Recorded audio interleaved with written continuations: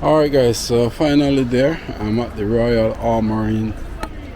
So I'm going to check out this national coast to coast route for walking. I'll show you a little bit of the map here. This is how it look. Okay. Alright, so I guess I have a lot of history here. And I'm going to go over there now. It's actually free to go inside and to have a look. So that's where I'm heading. I can see they have a little marine area here. The Leeds, welcome to the Leeds dock. That's the name. Wow. Wow, this actually they were doing coal mining here a long time ago.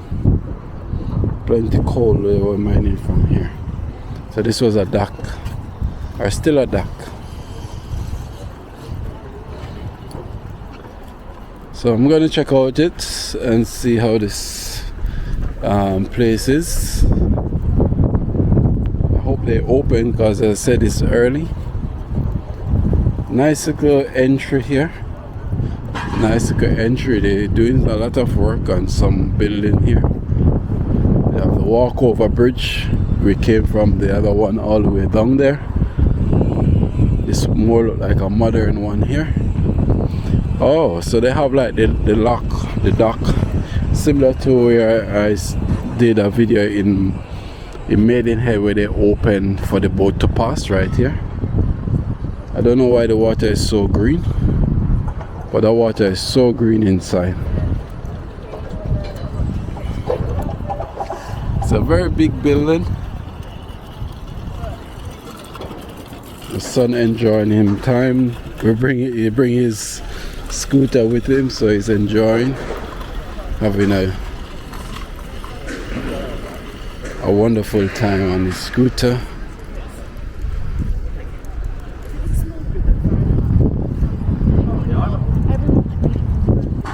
Yes, there's the water part. I don't know where it's so green, like you can see right there.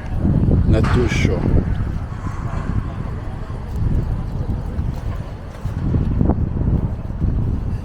Alright guys, so I'm going to get inside, see whatever I can view, and maybe show you guys a look of that also. So continue to enjoy. Okay guys, so I'm here at the National Museum of Arm and Armour. Free admission, that's what it say. And I'm going to have a look and see what is inside. I can see some canal here. So let's have a tour of this Arm and Armour.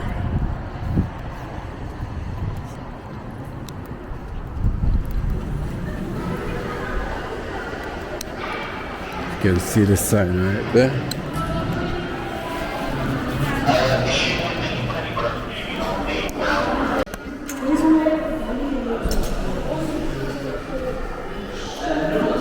So back in the days, this is how things are. So these are the body arms and the swords that they would have used.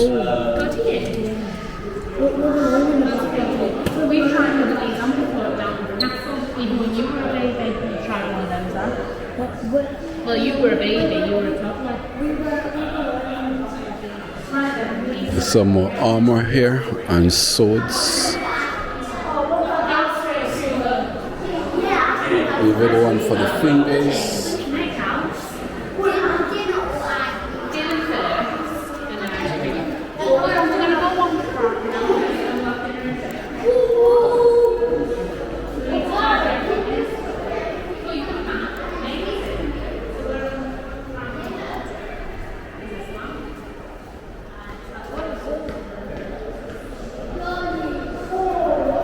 Hall of Steel, guys.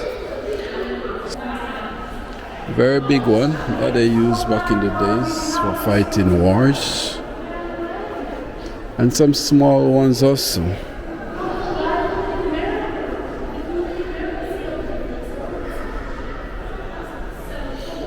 I've never seen this one before. They are very small. This was made 1807. and 1815, and they have the name of the king. So they have the name of the king that was ruling on that time, the H&C king. So all of these were made in different times.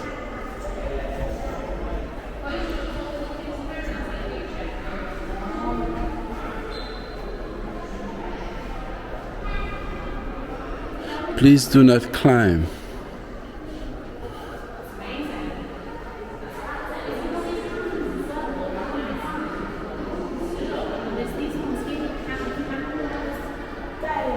Wow, these are some huge boulders. Wow. Because you can touch stuff in one of the handling sessions. So that might happen. They are never real. Oh, actually, if you look in this glass here, we'll show you. Look at that. Look at that. Wow. It's very tall up. As you can see, a lot of guns, a lot of armors. I want to zoom in a bit.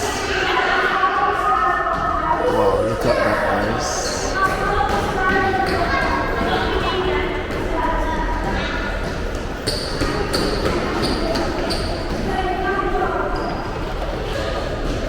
So if you look in the glass, actually, it show you up there.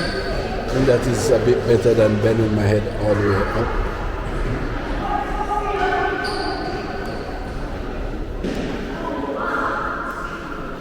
Alright, I'm gonna head on up. So you have to go all these stairs to go up, and go all the way up.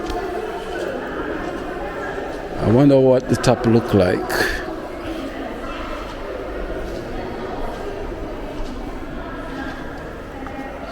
Very impressive, yeah? These are the armor that they use. They have spears and more armors, a lot of swords. Wow, these things, they must properly secure, because one of these should fall, guys, it will be something else.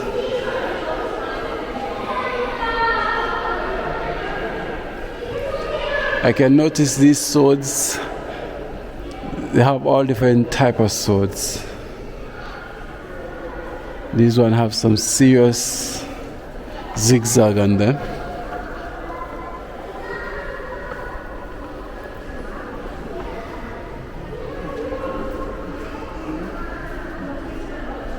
Oh, this is really wow, all the way up.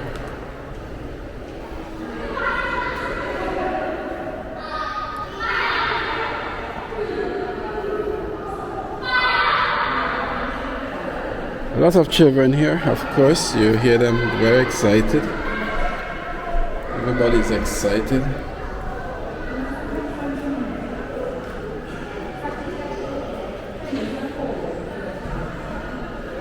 It's always a learning experience, especially for children.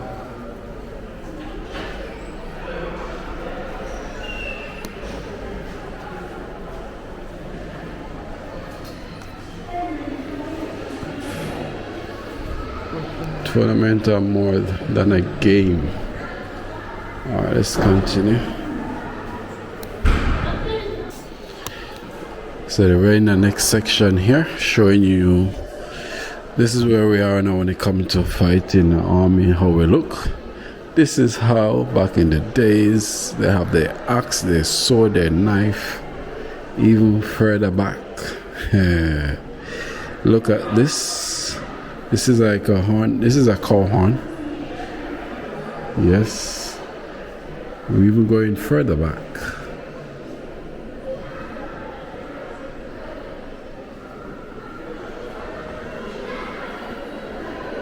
And even further and further. So this is the war girl here.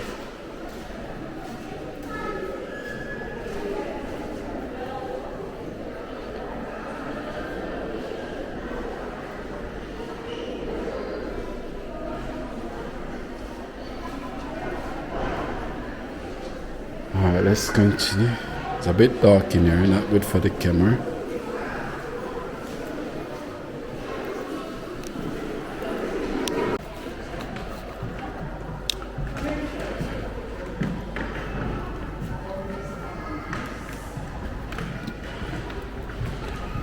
What is this?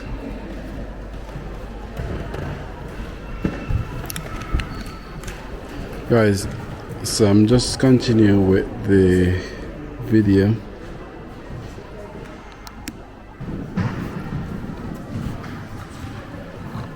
This armor well put together, guys, made out of steel, and it's to protect you from sword.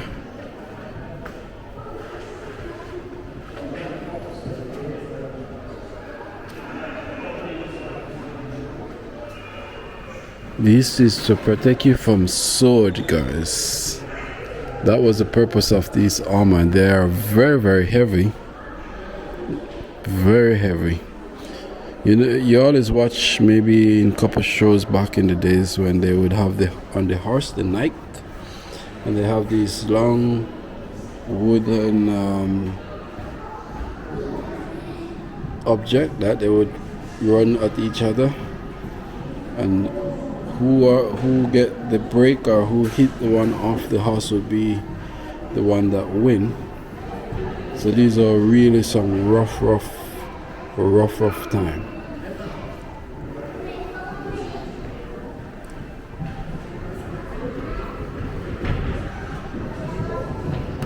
They really have some real great sword also. So this is Henry VIII, and this is like a game you can dress his armor. So the proper name is the Tilting Lances, and this was the first half of the 16th centuries they come up with these weapons. This is how it looks. There's a lot of history here. Actually, they have the real one in this showcase right here. So it's actually made out of wood, and at the end they would put some iron on the tip of it.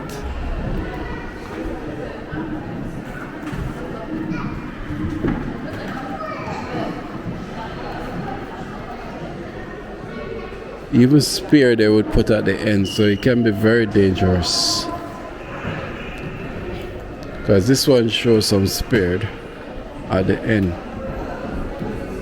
So the stronger part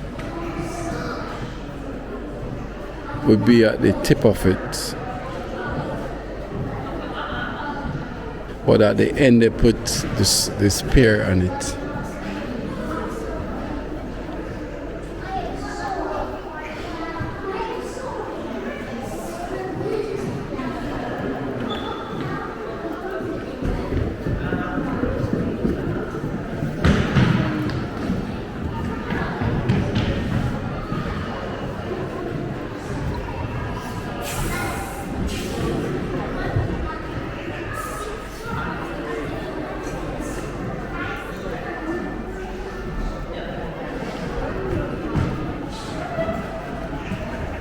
Actually, this was made for the horse, so even the horse will be protected also.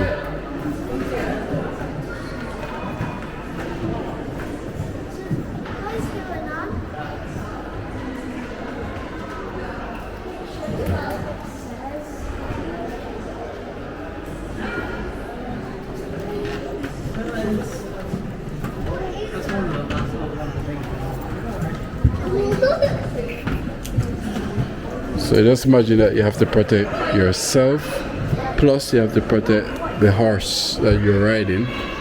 So it's to keep everything, keep you safe and the animals safe. Because if the animal gets hurt, then you're gonna fall off.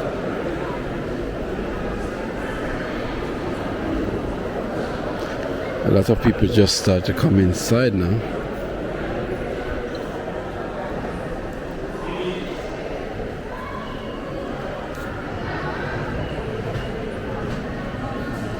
This is when the British was fighting. These are the weapons of choice at that time.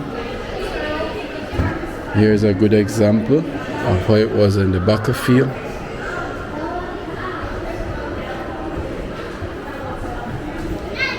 One thing is I cannot really get to see good because of the glass that they are in.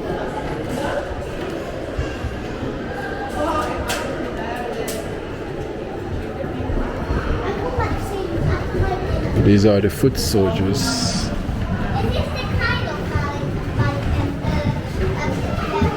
So this is gladiators, I think this is a much better.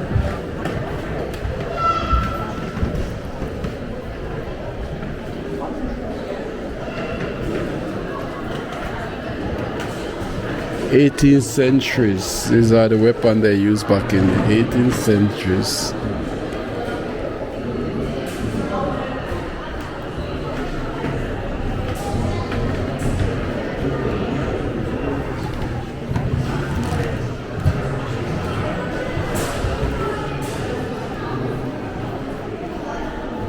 Guys, these swords are very long, and I assume that they have a good weight also. And even these guns are super long. I think these guns, you have to be strong to fire them. You have to be super strong. And this was the gun that they only can, you load them in one bullet at a time. One bullet at a time.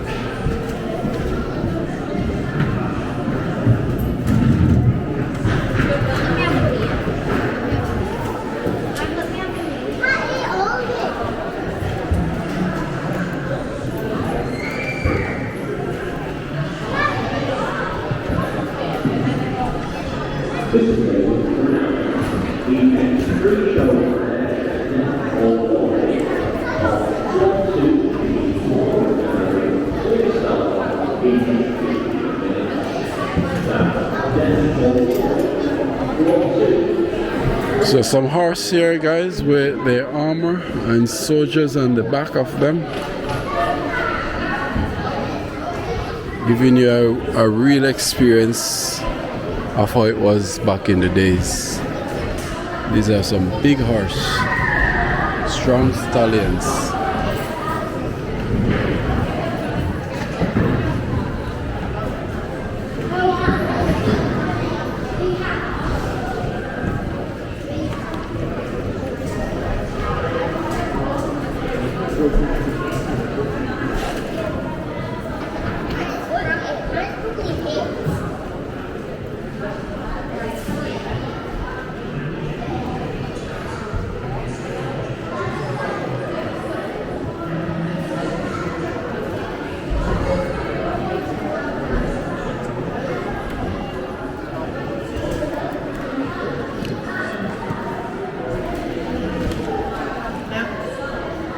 So this is showing how they would fight back in the days.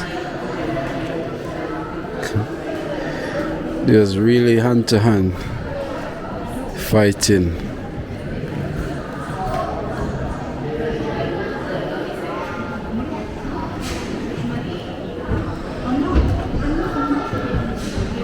The juke.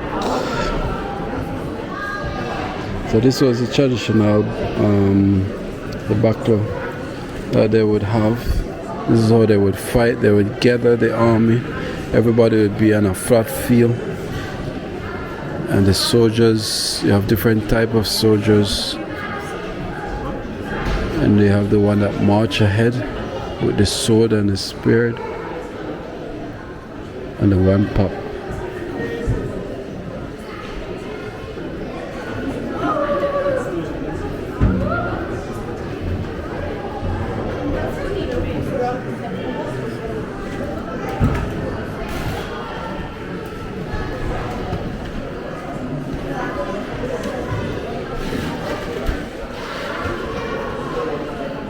I know we hear about the Nike.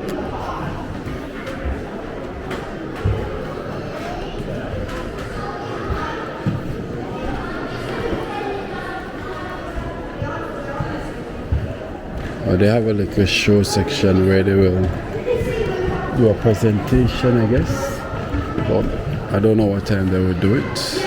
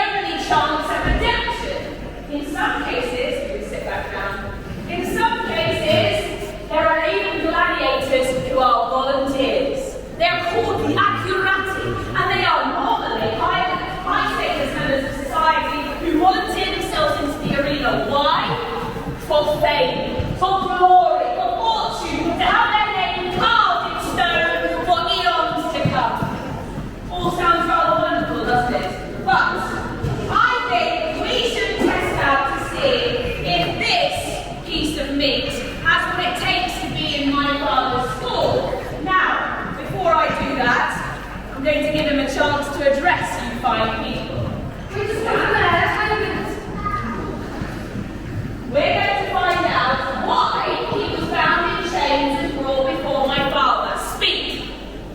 I took a loaf of bread. Oh, you evil beast! He stole a loaf of bread! You stole from the hand that feeds you! My family was starving. I had no choice. Excuses! Excuse, absolutely! You had a choice. We all have a choice. And today these good people have chosen that you will die. That is sure enough. He will die no enough for me. Absolutely. Very good. But you do not tell all. He seems innocent. That is a lie. You were found wielding a deadly weapon. A bread knife? This is excuses. You are not suitable. You will probably die in the arena. Why on earth did you steal a loaf of bread? Why should I say? My family was starving. A loaf of bread is but a drop in the ocean to those that have so much. Why didn't you buy it? No money. You know what? There's something about it that's quite compelling.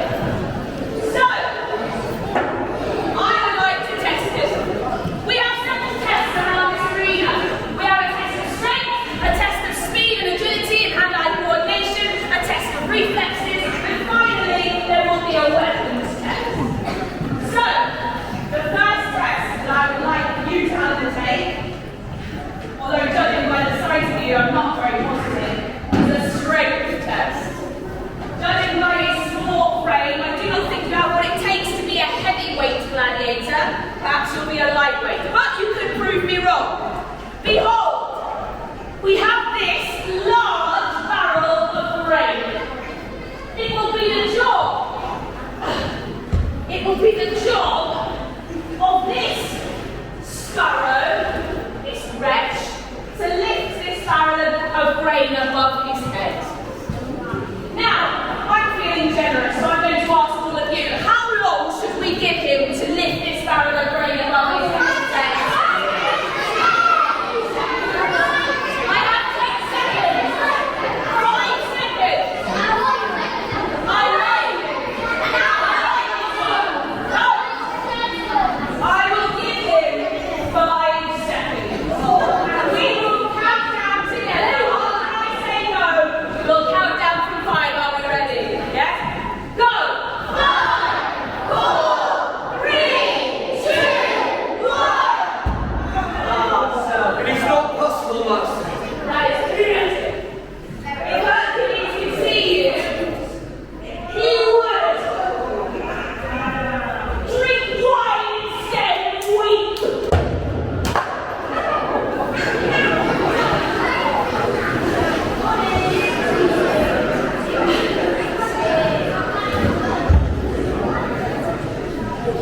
It appears as though those arms that you have dangling here are merely for decoration. However, there are still several tests. Perhaps, as I said, you would be better off as a retiarius. A retiarius is a gladiator with a net and a trident. Their job is to throw the net over their heavyweight opponent from on the earth to hopefully ensnare them like a fish. So, you have to be fast. You have to have lightning reflexes. So now, lovely bit of audience participation. The next test is going to be this. Each bag I have here is a small bag of grain. On each side is a number. One Roman numerals, the other is Arabic. It is going to be the job of the audience, when they're given one of these bags, to throw it high into the arena for this wretch to catch in this basket. Now, raise your hand if you think you can throw this for me.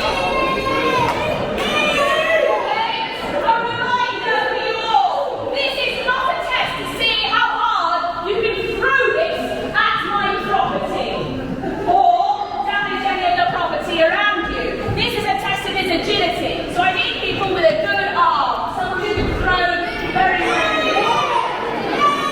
Do not let me down, do not throw it at him and take his eye out. I'm not going to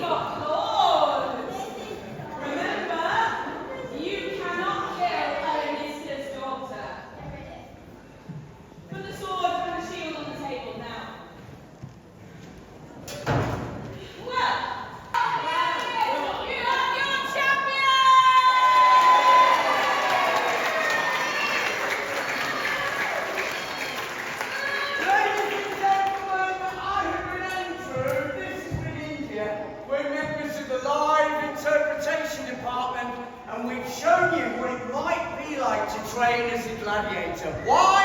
Because on the fourth floor, we have a wonderful exhibition of arms and armour from gladiatorial combat itself. From Pompeii to Leeds come the most fabulous display of gladiatorial arms and armour. Do have a look, it's on the fourth floor. But Linda and myself, thank you very much.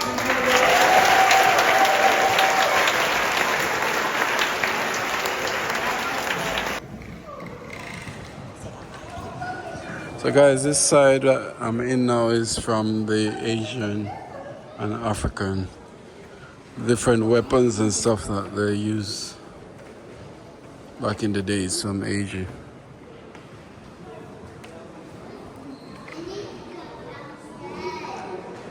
So my camera just ran out of battery, so now I'm gonna use my phone camera instead.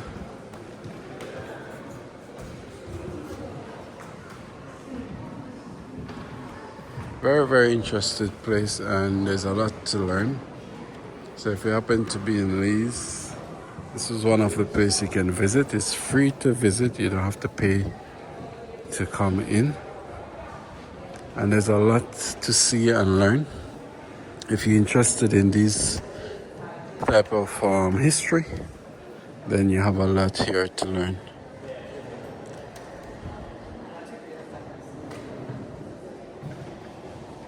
They have a show that will go on here at 12 o'clock. So we just finished a show downstairs, and they have a next show here that will go on at 12 o'clock. Inside where I'm going now, we have the elephant.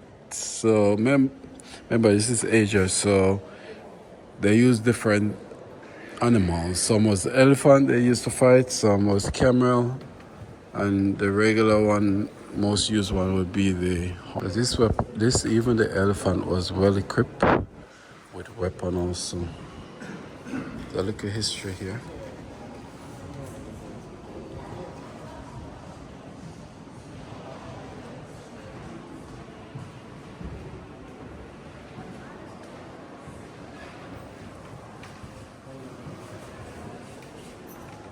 Imagine an elephant with soldiers on top and ready to fight. Their spears and their sword.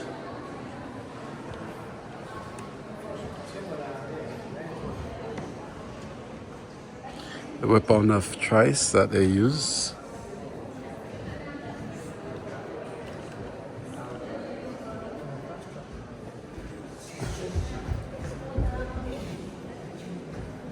So all of them have different name.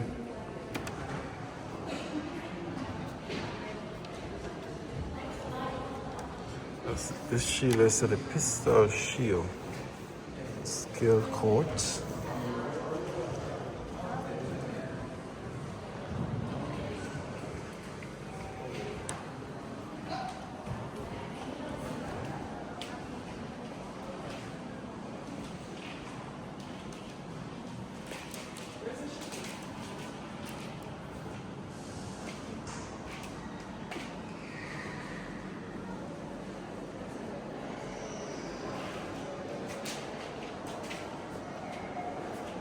Oh, look at this gun. This is a spy gun, spy machine, or machine gun, sorry. Anti-tank rifle, that's the right name. Anti-tank rifle. Wow.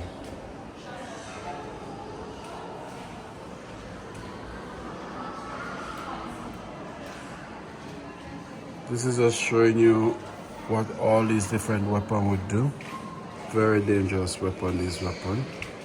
The sword, the arrow, the knife, the very dangerous weapon.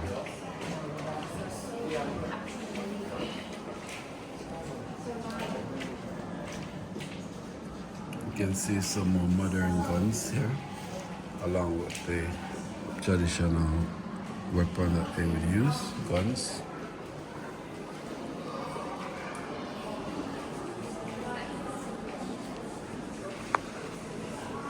submachine guns. This firearm did not exist in the 1890s. They were not. Okay.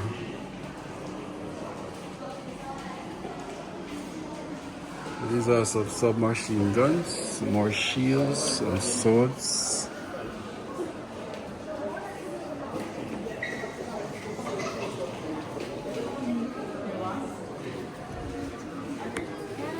I think this is one of the smallest guns I've ever seen. Or maybe I'm mistaken because this one is even smaller.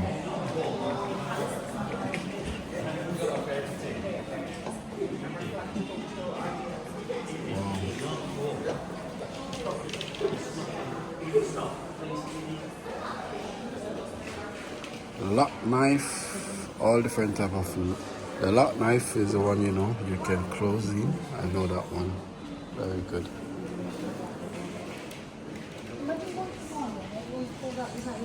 Look how small these bullets are. Wow. Self-loading pistol.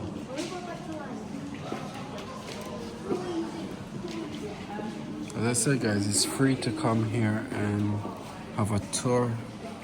There's a lot of information, a lot of things to learn, a lot of things to see, and a lot of gun is in this part. I'm on the top floor, I think the 4th floor. There's a lot to see here.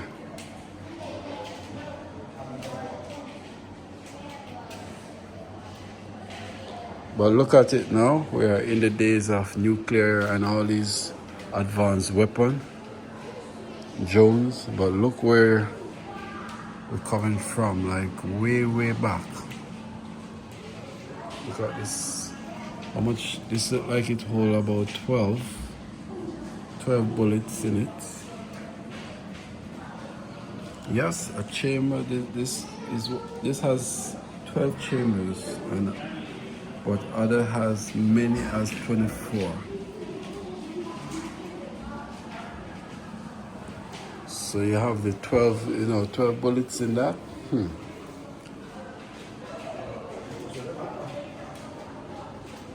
And this was in the 1875. In 1875.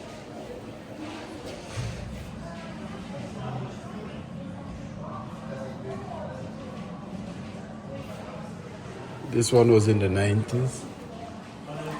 I mean, 1930.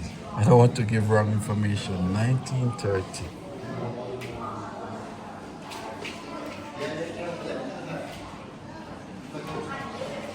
But there's a lot to see, as I said, a lot to learn. Wow, the good news, guys, the sun is coming out. More submachine guns.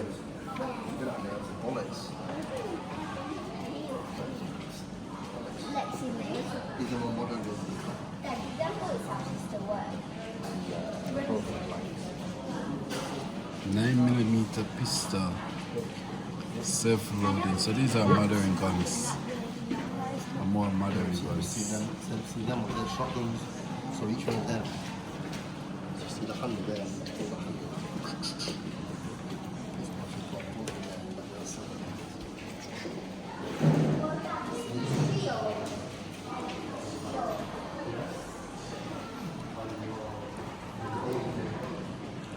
Since I'm in England, this is the most guns I ever see. As in, on the display.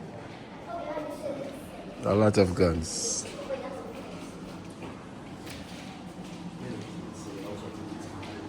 There are some armors here. More modern days armors for sure. So it's a mixture of in the early 18th century coming all the way up. This gun must value a fortune now because from the 17th century, huh?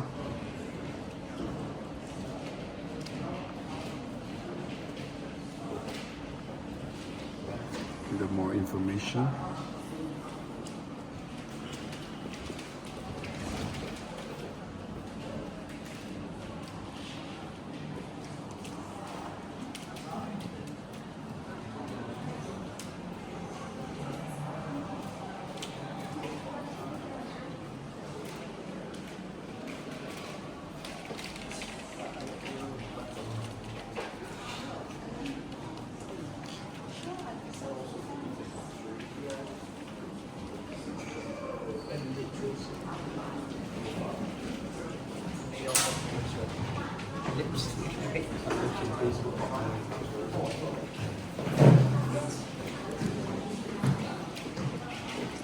Is this an umbrella gun? Yes, guys. For the first time, I saw this in movie, but for the first time, I can say I see one umbrella gun and a cane stick gun. So they really, these would deceive you guys. Canes under the air cane. This one was in the 1860s to 1870s. The air weapon require a firearm certification only if they are very powerful. This case example use air compressed by a pump and has all accessories included the pump. So this is how they always operate this one. Wow, something else we learn as we go. This gun is an umbrella gun.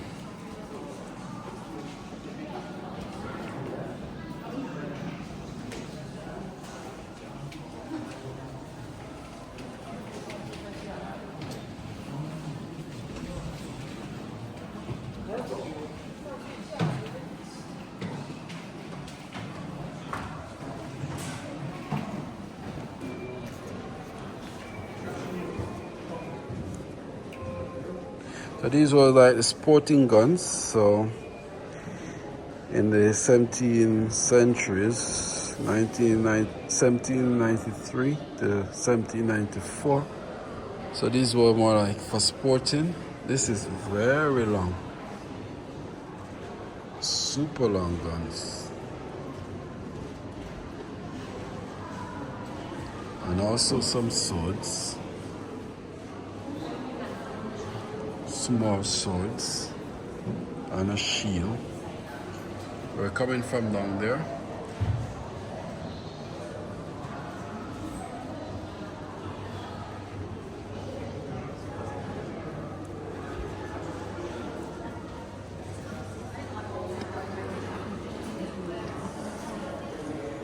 What, the wooden one that we saw? Oh, look at these spears.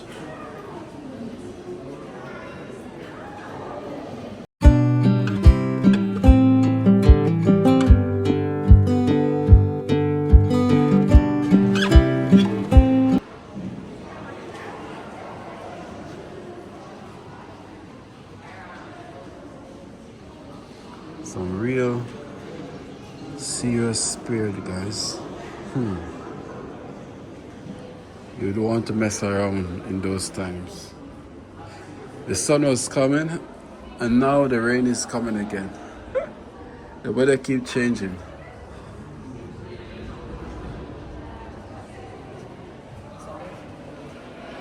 These are some shield from Africa. Africa shield.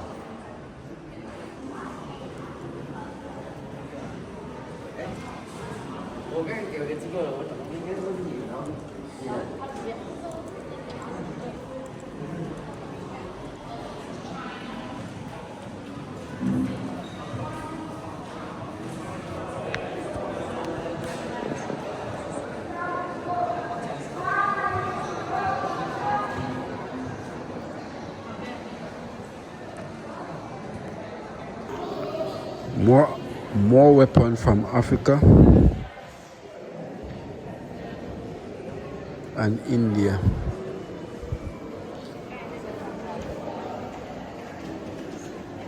Oh, this one, actually, this one is from India. That's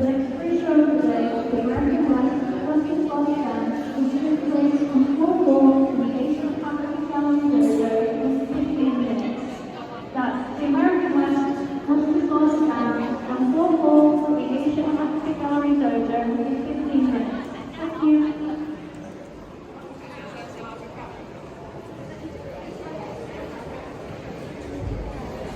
So there's an extra about to start, guys. I don't know if I'm going to do that one, but there's an extra about to start. Actually, it's right there. I was down there just now. It's right there where the gentleman is.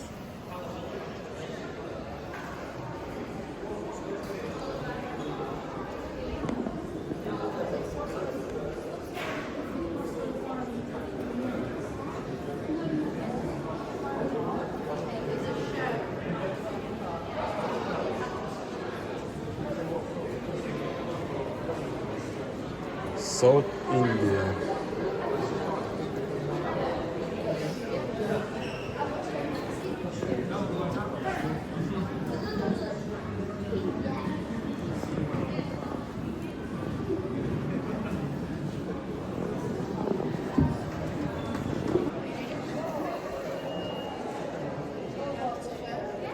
German. So this is some German.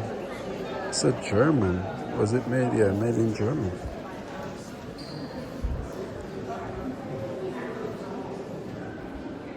In the 1575.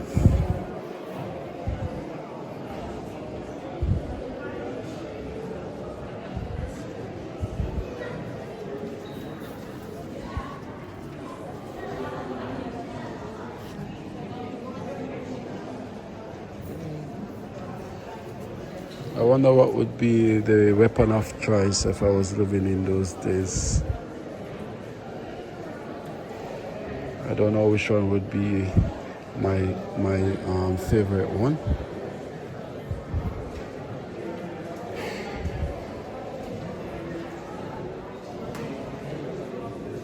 So they're gonna have a show. Gonna be happening right here.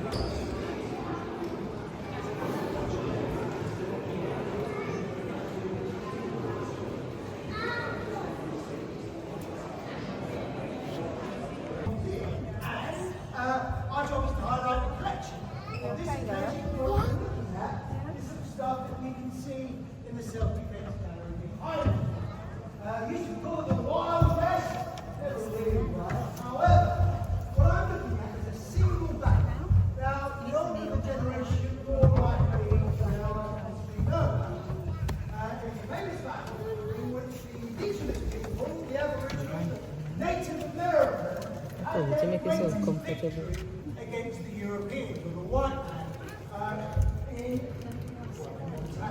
but basically, just to go back a little bit, obviously the original people, the natives, had always been there. But it wasn't a sort of happy land where people picked flowers and such like. All the various groups were hunting together, and the hunting was incredibly important. So wherever the game was, that was the most important area. And various tribes would fight and vie for it. However, everything changed at the end of the 15th century when Christopher Columbus first turned up. Within 100 years, Portuguese, Spanish, French, Italian, Irish, British were all coming to America. And they all needed space. And a lot of those tribes that lived on the eastern seaboard were now pushed westward. But there were already tribes living in there, so it created more war and consternation. By the 18th century, Europeans had mechanized war, i.e., they had made it industrial, and they were very, very good at it. So even though there were lots of peace treaties with various tribes, every single time the Europeans smashed through that and kept going. By the 1870s, East and West had almost connected. All they needed was a railway. However, they wanted the railway to go through the Black Hills. The Black Hills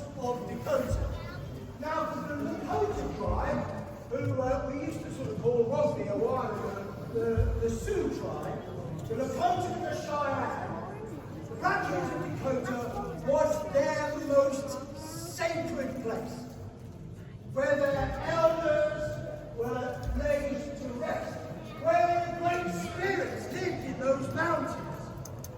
Now, the quickest way was to put a railway through it. Various agreements said no way Jose, basically. However, in 1875, a chap called the Lieutenant Colonel leads a group of men who were looking to find the direction of the railway, and instead of finding a path through the Black Hills of Dakota, they find God. Now they find a tiny, tiny amount of it. However, it ain't enough to start a gold rush. So, instead of the US Army protecting the Black Hills of Dakota from the sort of Western invasion, now their army's job had changed. They had to look after everyone and they pushed it to these sacred areas. They had weapons on a couple of the greatest Native American leaders that had ever lived. They hadn't counted on a medicine man called City Boy. They hadn't counted on one of their greatest warriors, Crazy Boy. And so, when all the starving Native Americans came out and shoved on the Springfield carbines and about it, and how heck of it, you're all welcome to. If you get excited by the yellow boy witches or a future rifle, again, you're more than welcome to come and hold it, and shoulder it. I'll give you the do's and don'ts. You might think this is a real gun. Yes, it's a real gun. It just no longer shoots real bullets. You steal it from me, you can only use it as a club. Useless as everything else. So, Sergeant Window, back on the British War, or as we now know, the Battle of Greasy Grass.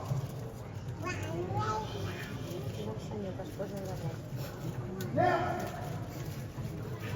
Major Reno ordered Captain 18 to take a few arms, arrived at the battlefield was started by Lieutenant Bradley, and I was one. And we got it up and down the rolling hills, now about 5 miles. We saw the fire.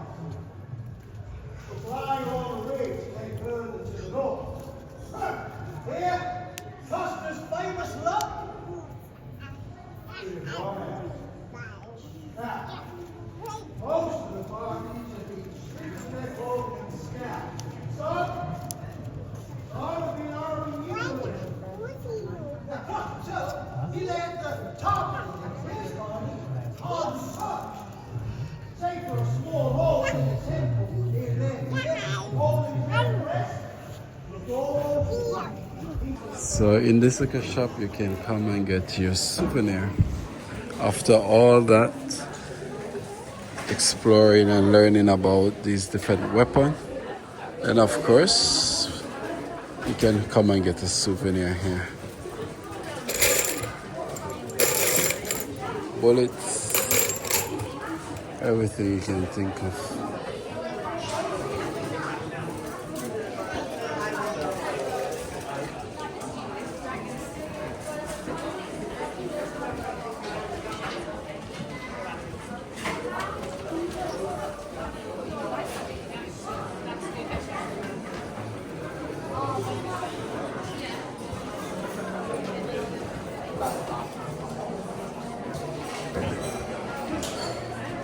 So yeah, just imagine you come with bringing your children with you, then of course you can grab something to remember you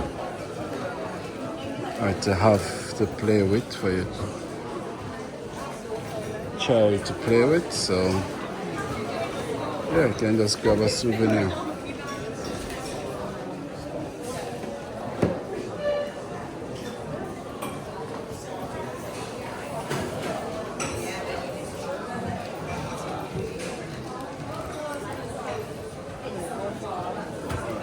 go.